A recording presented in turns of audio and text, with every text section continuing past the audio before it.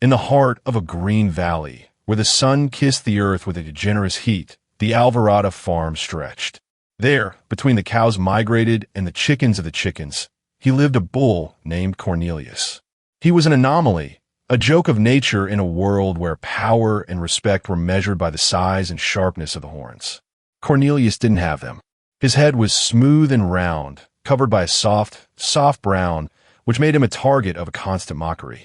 The other bulls, with their imposing ivory crowns, pushed him away from the best pastures. He was the silent shadow of the farm, a kind giant in a world that only valued brute force and threatening appearance. With each dawn, the routine of contempt was repeated with a monotonous and predictable cruelty. The younger calves, learning the unaware rules of the hierarchy, mimicked the elders, giving small heads on their legs, a rehearsal for bullying that would become more serious. Cornelius endured everything with a patience that bordered the divine, his great brown eyes reflecting a deep melancholy, but never hatred. He took refuge near the old oak, whose shadow seemed to be the only place that welcomed him without judgment. There he observed the life of the farm, a passive spectator from the ballet of power and indifference that systematically excluded it from any significant social interaction. The farmer, a pragmatic man named Sebastio, saw in Cornelius a genetic error, a lost investment. A bull without horns was, in his eyes, useless to defend the flock and a stain in the reputation of his breeding. He had already planned to sell him to the slaughterhouse for a derived price, just to release space and erase the memory of that failure. It was his wife, Lured, who always intervened, defending the permanence of the animal. She saw in her eyes a rare calm, a serenity that the other animals, in her constant dispute for dominance, did not have. For Sebastio, this was just sentimentality, a weakness that had no place in business. The precarious tranquility of the Alvorada farm was broken by the arrival of a new and terrible threat. A pack of wild dogs, led by a dark coat and scars that told stories of overcome battles, began to surround the fences at night. Sinistra uprisings echoed through the valley, a foreshadowing of blood and loss that left all animals on alert. The former bulls, once so arrogant, now spend the nights in the wake, beating the horns on the wooden stakes, a demonstration of strength that hid a growing fear. Tension was like a dense mist, covering the pastures and invading the barns. The first attack was a demonstration of wild tactic and ferocity. Dogs, agile and silent as ghosts, have managed to create a breach in the fence and isolate one of the younger calves in the flock. Chaos settled. The horned bulls invested with fury, but their attacks were useless against the agility of the pack. Dogs moved as a single organism, attacking and retreating, diverting from horns with a disconcerting ease. The bull's bullshit was ineffective against predators' collective intelligence. The calf was taken, and a heavy, silent mourning fell over the farm, an open wound in the pride of the flock. Sebastio, feeling powerless, reinforced the fences and started sleeping with a shotgun by the bed. The nights became a vigil and starting nightmare. On a pale moon night, the pack attacked again, this time with an even bolder strategy. They created a distraction in the chicken coop, attracting the attention of Sebastio and his employees, while the main group invaded the surroundings of sheep, an easy and defenseless target. Panic balls cut the air, mingling with the hungry robe of dogs. The massacre seemed inevitable, another humiliating defeat to the guardians of the farm. It was at this moment of absolute despair that Cornelius, the bull without horns, moved. Ignoring the confusion and panic that paralyzed the others, he acted with a scary clearly. He had no weapons to drill, but there was something that the others had forgotten, a huge body mass and a center of low gravity. With an arrow that seemed to come from the depths of the earth, he lowered his smooth head and invested. Its load was not directed to a single dog, but to the whole pack, like a living shockwave, an avalanche of muscle and pure and unshakable determination. He did not try to horns or hurt with ends. He became an ace. His colossal body collided with dogs, not to kill, but to disperse, to protect. He used his weight like a gun, pushing, bumping, and creating an impenetrable barrier between predators and terrified sheep. His smooth head, before joke, was now his biggest advantage. There was nothing for the dog's teeth to cling. The alpha, surprised by that unexpected fury, jumped toward him, but was received by such a powerful header that he threw him away, gaining in pain and surprise. The pack, disoriented and facing a force he did not understand, hesitated. Their courage was faltered in front of that silent giant who struggled differently from anything they had ever faced. With the humiliated leader, they dispersed, fleeing to the darkness of the night from which they came. A deep silence took over the farm. All eyes, humans and animals, were fixed in Cornelius, the ridiculed bull. He was stopped, panting, the unlikely protector. That night, the entire farm learned, in a reverent silence, that true strength does not reside in what boasts, but in the courage to be who is. Shadow was his name, a name that fit perfectly into his existence.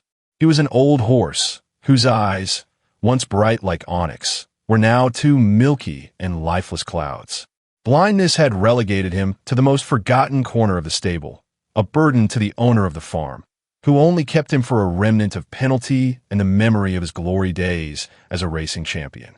The other horses, young and vigorous, ignored or treated him with the impatience reserved for useless. Shadow spent his days in a perpetual darkness, listening to the world around him, his other senses sharp at a level that no one could imagine. His life was a tapestry of sounds, smells, and tactile sensations. He knew each person's step on the farm, the smell of rain even before the first drop fell, and the texture of the good hay and the bad hay. His blindness, instead of being a prison, had become a window for a deeper perception of reality. While the other horses were guided by the superficial vision, Shadow sailed around the world through a symphony of invisible details. He felt the vibration of the earth under his hooves, the subtle rustle of the leaves that announced the direction of the wind, and the heat of the sun as a safe guide in its rare walks by the pasture. The farmer's granddaughter, an 8-year-old girl named Leah, was her only friend. She did not see in him a defective animal, but a kind soul that needed company. Leah spent hours by her side, brushing her coat, telling her stories about the world he could no longer see. It described the colors of sunset, the flight of the butterflies, and the shine of the stars. Shadow, in turn, responded with a gentle religence and leaned his head on the girl's shoulder, a gesture of affection and confidence that transcended the barrier of darkness. It was an unlikely friendship, woven with threads of compassion and acceptance. On a particularly dry summer night, the tragedy announced with the smell of smoke.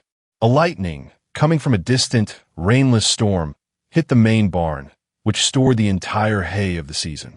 The flames, fed by dry material and strong wind, spread with a terrifying speed, turning the barn into an infernal furnace.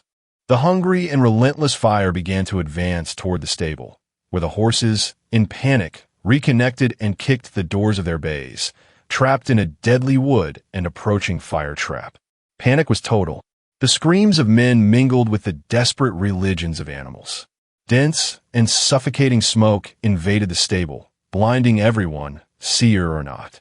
The horses, crazy by the fear and smell of death, ran in circles inside their bays, refusing to follow the men trying to guide them out. The vision, the meaning in which they trusted the most, now betrayed them, showing only a terrifying blur with flames and smoke. Time was running out, and the stable wooden structure began to crack under the intense heat. As the chaos reigned, Shadow remained strangely calm in his bay. For him, the darkness was not new. The smoke that blinded the others was just another layer in his world already without light. But his other senses were on maximum warning. He felt the direction of the heat, the vibration of the floor that indicated where the structure was weaker, and, most importantly, he felt the fresh air stream that came from a small door in the back of the stable, a rarely used emergency exit, and now forgotten by everyone in the confusion. He knew, with absolute certainty, the only way to salvation. With a strong and authoritarian religion, unlike anything they had ever heard of him, Shadow broke the door of his bay with a powerful kick. He did not run disoriented. Instead, he began to move with a clear purpose, trotting firmly toward that saving airstream. His calm and decided movement in the middle of the pandemonium had a surprising effect. The other horses, instinctively seeking a leader in the middle of terror, stopped running in circles and turned to him. The Shadow's calm was a lighthouse in the storm of fear that consumed them. He guided them. The blind horse, the useless animal, became the leader that everyone needed. He sailed through smoke and chaos using his sharp senses, finding the safe way between the beams that fell and the flames that licked the walls. The other horses followed him in line, trusting his inexplicable leadership, a herd united behind his unlikely guide. They emerged through the back door moments before the stable's ceiling collapsed in a rain of fire and ashes. The horse that lived in the darkness had all guided to light and life. Outside, under an orange and sparkling sky, everyone looked at the Shadow with admiration and astonishment. The blind horse, the burden, the forgotten, was the hero of the night. He had proved that true vision does not just come from the eyes, but from perception, calm, and courage. Liao ran to him, hugging his neck, the wet face of tears of relief and pride. That night, the farm learned an unforgettable lesson. Sometimes the one who seems weaker and lost is the secret map for everyone's survival. Shadow was no longer a shadow, but a lighthouse. High on the mountains, where the wind sang lonely songs, a flock of white wool sheep like snow pastured under the awareness of an old pastor. Among them was one that was different. Its name is Zevda, and his wool was not white, but from a deep black like the nightless night. Because of her color, she was an outcast. The other sheep avoided her, driving her away with subtle pushes, as if her darkness could stain their purity. Azivda grew on the outskirts of the flock, accustomed to loneliness and the eyes of suspicion of his immaculate wool companions. She longed for acceptance, a simple touch of recognition that never came. During the day, while the other sheep grouped, sharing the warmth and safety of the collective, Azivda fired alone, her dark silhouette a lonely point in the green vastness of the mountain. In the evening, she cringed a little away from the redill, feeling the cold not only of time, but also of rejection. The pastor, a man of few words, never mistreated her, but she has never given her special attention either. She secretly wanted, treating her just like another animal on her flock. Azivda's life was a constant exercise of resilience. She learned to find the best tufts of grass on her own, to identify the sound of the approach of a predator before the others, and to find the rock slits that the flock ignored. Her forced loneliness had made her stronger, more attentive, and more knowledgeable of the mountain's secrets. She knew every stone, every shrub, every subtle change in the air that preceded a change in time. It was a knowledge acquired in the hardness of exclusion, a treasure that she kept in silence, with no one to share with. One day, the sky, which was light blue, clear, began to darken with alarming speed. The wind changed, bringing a sharp cold and the smell of snow. The experienced pastor recognized the signs of a sudden and dangerous blizzard, one of those treacherous storms of the mountain that could arrest and kill an entire flock in a matter of hours. He hurried to gather the animals, shouting orders to his pastor dog, trying to lead the scared sheep to the security of the valley before the storm completely swallows them. But the snow began to fall before they could reach a safe place. Thick white flakes filled the air, turning the world into a white and blinding whirlwind. Visibility fell to almost zero. The flock, panicked, dispersed. The sheep, whose white wool usually camouflaged them of predators, now became invisible in the snowy landscape, indistinguishable from each other and the ground itself. White, a symbol of its purity and unity, had become its greatest vulnerability, a deadly trap. The pastor shouted, but his voice was drowned out by the howl of the wind. In the middle of white chaos, a figure stood out. Azivda, with her black wool as charcoal, was a clear contrast point against the blinding snow. While the other sheep was lost in whiteness, it was unmistakable, a dark headlight in the white immensity. The pastor desperately spotted her. In a moment of clarity in the midst of panic, he understood. Azivda's difference, the reason for his rejection, was now the only hope of salvation for the whole flock. He shouted at his dog, not to gather the white sheep, but to follow the black. The pastor dog, understanding the new order, ran toward Azivda, and she, for the first time in her life, was not removed. The other lost and terrified sheep began to group around her, seeking her visible figure as a point of reference, a security center in the disappeared world. Azivda, the outcast, the rejected, suddenly found herself in the center of the flock, the unlikely leader of a white sheep procession that now followed her with desperate confidence. She was their guide in the storm, guided by the pastor, who now remained near her. Azivda led the way. His knowledge of the mountain, acquired in his loneliness, allowed him to find a safe trail, avoiding the snow-hidden bounds. She led them firmly, step by step, through the furious blill, her dark will a promise of security for the dozens of lives that followed her. Finally, they arrived at the valley, exhausted and cold, but alive. The whole flock had been saved, thanks to the sheep they had always despised. In the valley shelter, while the snow was still falling outside, something had changed. The other sheep no longer moved away from Azivda. They nestled near her, sharing her heat in a gesture of gratitude and respect. His black wool was no longer a mark of shame, but a symbol of his strength and unique purpose. The pastor approached and, for the first time, caressed his head, a touch of recognition that said everything. Azivda, the black sheep, had found her place, not despite her difference, but because of her. Thunder was no longer entitled to the name. He was a German gray-haired pastor in slow movements, whose days of glory as the most fearsome guard dog in the region had been behind, like distant echoes. Now had spent most of my time sleeping under the porch of the farmhouse, the paws shaking with dreams of past persecution. The family he had protected for more than a decade still loved him, but his presence was more tribute to the past than a security for the present. A new dog, a young and muscular Rottweiler named Brutus, had assumed his functions, patrolling the property with a thunder energy no longer had.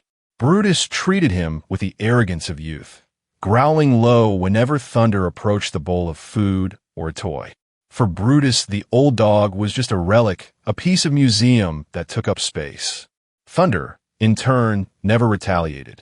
There was a wisdom tired in his eyes, an acceptance that his time had passed. He watched the world with a serene distance, his body exhausted, but his mind still sharp. He heard what others did not hear, felt what others did not feel, a silent guardian whose wake was internal and invisible. The family consisted of the couple, Joanna and Miguel, and their 6-year-old son, Pedro. The boy was the only one who still treated Thunder as the hero he had been one day. Pedro was lying next to the old dog, his small head resting on his soft hair, telling him secrets and sharing his snack. Thunder, even in his numbness, always responded with a slow tail or a loving lick in the boy's hand. It was a deep bond, forged in years of loyalty and unconditional love, a connection that age and weakness could not erase. One afternoon, a threat different from any other approached the farm. It was not a thief or wild animal, but a huge Sukiri snake, which had been shifted from his habitat by a recent flood and was now looking for a new territory. Silent and deadly, she slid down the high gram, attracted by the smell of animals and the promise of an easy prey. Brutus, the young guard, was on the other side of the property, chasing a squirrel, his attention totally diverted from the royal threat that was sneaking around the house. The snake went to the porch, where Peter played with his strollers, completely oblivious to the approaching deadly danger. The creature was gigantic, a winding muscle of primordial power, and moved with a frightening predatory patience. Joanna and Miguel were indoors, busy with their tasks, relying on the surveillance of the new guard dog. The afternoon silence was about to be broken by a tragedy, a nightmare unfolding a few meters away, invisible and inaudible to all. It was then that Thunder, who seemed to sleep deeply, opened his eyes. He didn't see the snake, but felt it. He felt the subtle vibration on the wooden floor, the strange and reptilian smell in the air, an odor that did not belong to that place. Instinct, asleep by years of inactivity, awakened with the strength of lightning. Her old, painful body protested, but the spirit of the guardian who still lived inside him overlapped everything. He fought to get up, his rear legs shaking with the effort, the body taken by an urgency that had not been feeling for a long time. With his remaining energy, Thunder was placed between the snake and the boy. He no longer had the strength to fight, to attack the giant reptile. His fragile body would be no match for Securi's constricting power. But he still had his voice, and he used it. Gathering all the air in his tired lungs, he released a bark. It was not a common bark, but a deep, guttural alarm, a sound carried with the urgency of a lifetime of protection. It was the bark of a deposed king, resuming his throne for a glorious end. The sound echoed through the farm, a real thunder, finally living up to his name. Brutus, across the field, stopped his persecution and ran toward the house. Miguel and Joanna ran up, alerted by the urgency desperate in the bark of his old friend. They saw the terrifying scene, the inches of their son and the old dog standing, tremendous but unshakable, forming a living barrier. Thunderbark was not an attack, it was a call. He did not fight the battle, but summoned the hero who was asleep in all others. Brutus arrived like a hurricane, attacking the snake with the fury of his youth. Miguel, with a rake, helped to ward off the creature, who, surprised by the sudden resistance, retreated and disappeared into the woods. Saved, Pedro ran into his parents' arms. But all the eyes turned to Thunder. The final effort had exhausted him.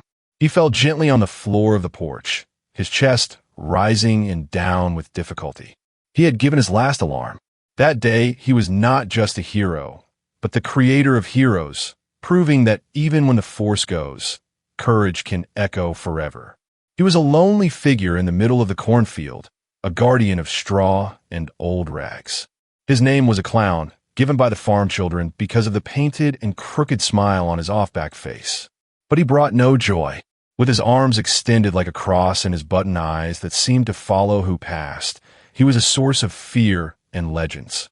The children ran when they came close, and the adults saw him only as a functional tool, a lifeless object whose only purpose was to ward off birds. He was the silent monster of the field, a spectrum swinging in the wind. No one remembered the right of those who had done it. He simply has always been there, changing clothes every season, an old grandfather's coat, a torn shirt of the farmer.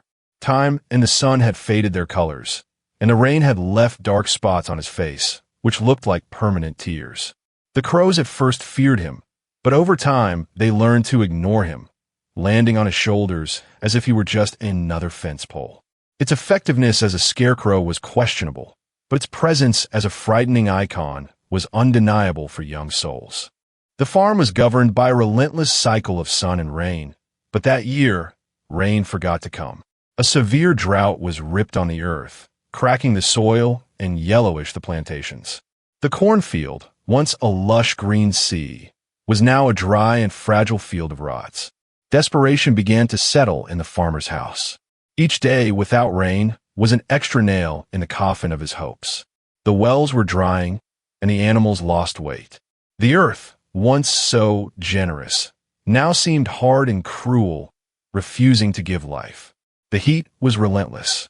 The sun was boundless, turning the air into a shaking bruma. The birds, desperate for water, began to pick the few ears of corn that still contained some moisture, completely ignoring the inert figure of the scarecrow. Clown watched everything. His smile painted a cruel irony in the dying landscape. He was a guardian of a treasure that no longer existed, a king of a kingdom of dust. His previously imposing figure now seemed only sad and powerless, a symbol of the decay that surrounded him. One day a strong, dry wind swept the field, stronger than normal. The dust storm raised the loose land, and the wind punished the figure of the scarecrow with unusual violence. One of the wooden arms broke, and the old coat he wore was torn, revealing what was inside. It wasn't just straw. Inside his chest, tied firmly to the central pole, was an old metal canteen, one of those used by soldiers, forgotten there by anyone who had built it for so many years. The younger daughter of the farmer, Anna, the only one who sometimes challenged fear and approached the scarecrow, was the one who saw the object shining under the sun. Curious, she approached and, with some effort, managed to release the canteen. It was heavy. With her heart beating hard, she opened it. Inside, there was no water, but something much more precious. It was full of seeds, strange, dark and small seeds, unlike anything she had ever seen on the farm. Along with the seeds, there was a piece of yellowish paper with faded writing. With difficulty, she read the words, "Seeds of the rain tree. Plant in the greatest drought. Pray with faith."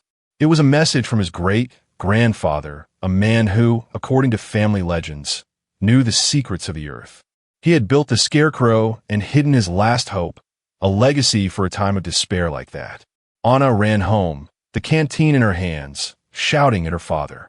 The skeptical farmer, but nothing else to lose, looked at the seeds with a mixture of doubt and a spark of hope. They planted the seeds in the center of Campo Seco, near the now mutilated scarecrow.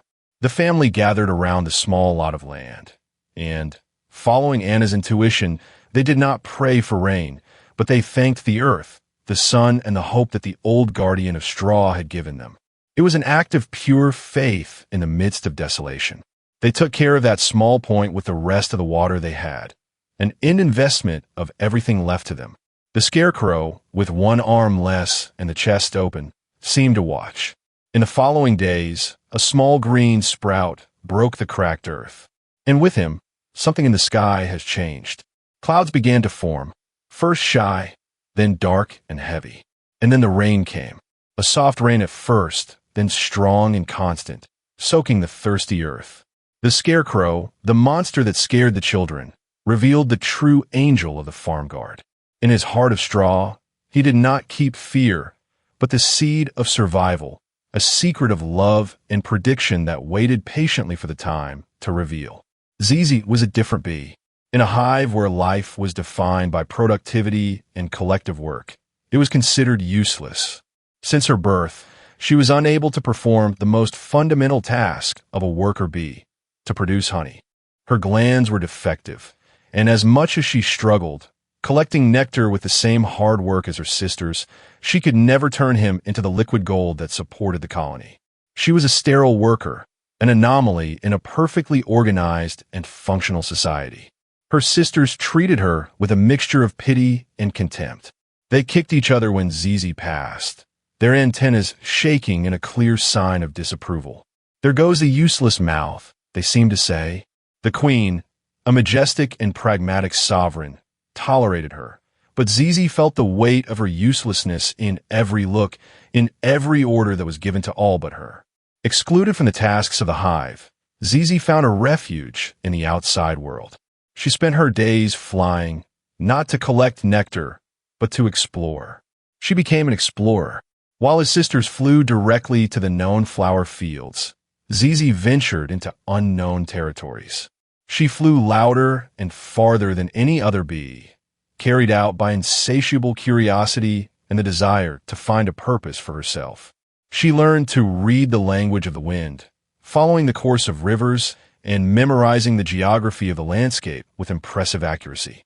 She created in her mind a vast and detailed map of the world, a knowledge that no other bee had.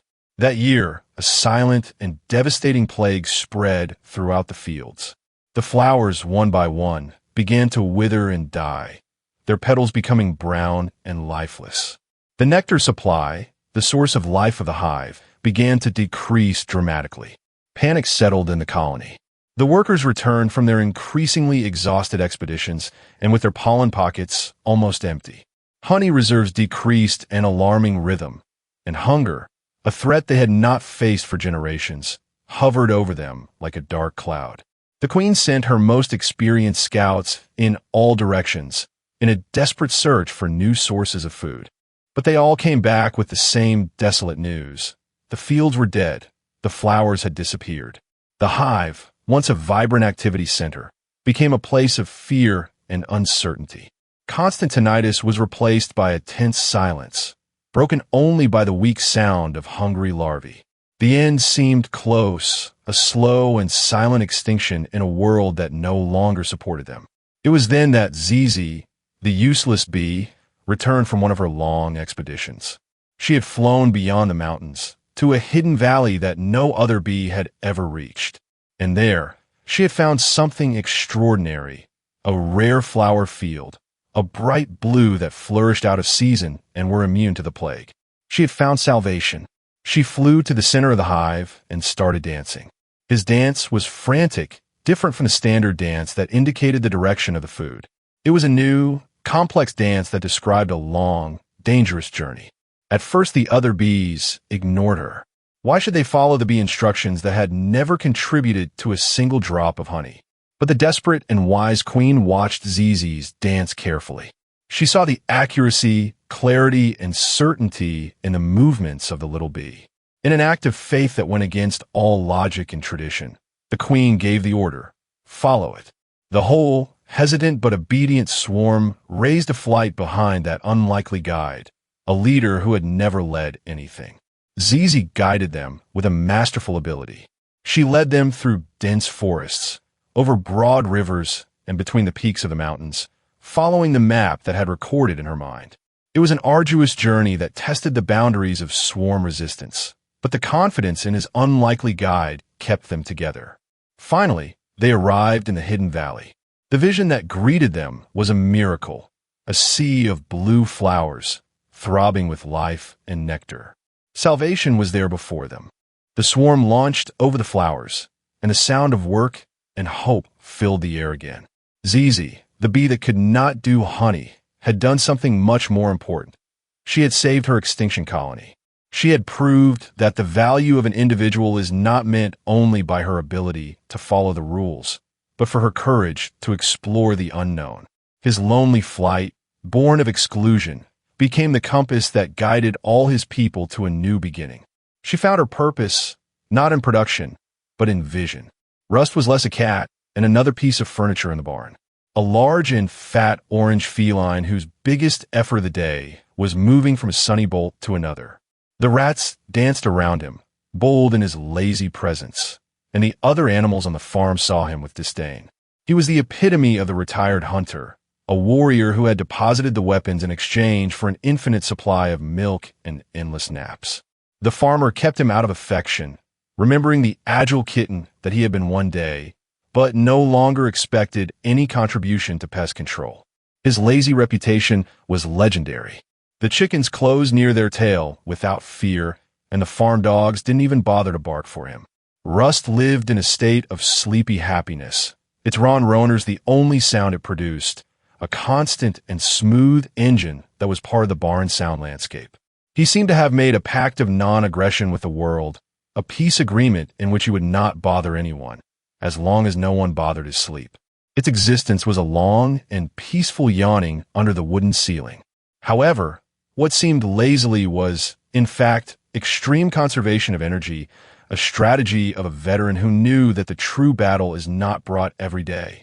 In their wakefulness moments, their green, half-circled eyes, they watched everything. He knew every sound, every shadow, every air stream of the barn. He was the silent guardian, the observer who saw more with his eyes closed than the others with them wide open. His inactivity was a form of meditation, a complete immersion in the environment he considered his kingdom. One night, a different presence disturbed the peace of the barn. A thin, hungry coyote managed to infiltrate the property. It was not a common predator. It was big, cunning, and silent. He moved like a shadow between the agricultural tools, his yellow eyes shining in darkness, fixed on the easiest and most vulnerable target, the chicken coop. The smell of sleeping and defenseless prey guided him, and he approached with a deadly certainty, the saliva dripping from his jaw. The coyote was a master of stealth. He passed the guard dogs without them noticing, their approach drowned out of the sound of the wind. He reached the chicken coop's fragile door, an insignificant obstacle to his strength. With the claws, he began to scratch the wood, the low and sinister sound the only foreshadowing of the massacre that was coming. The chickens, feeling the presence of danger, began to shake, their low and nervous cacares a sign of increasing panic in the darkness.